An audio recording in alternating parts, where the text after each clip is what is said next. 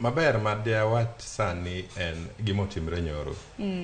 Naneno ka government side no golo Adan Keynan.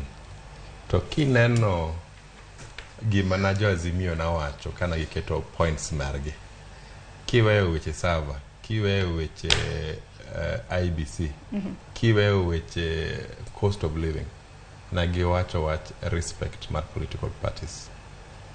To mano no biro nyoro. Nikech government koro nyaka realize ni nitiere sheria miluongo ni Political Parties Act. Maketo ni wabunge koyiere chama to nyaka bed mana e party discipline margi. Ok inyal dhi od ng'ato tikao ng'ato ni mondo odhi owinjre gi joggi.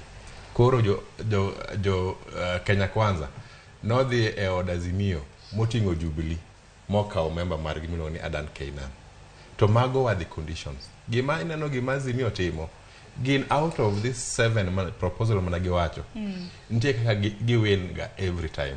Masani, that respect of political parties momio no gol Adan Keynan nyoro. Mano is a step gisekao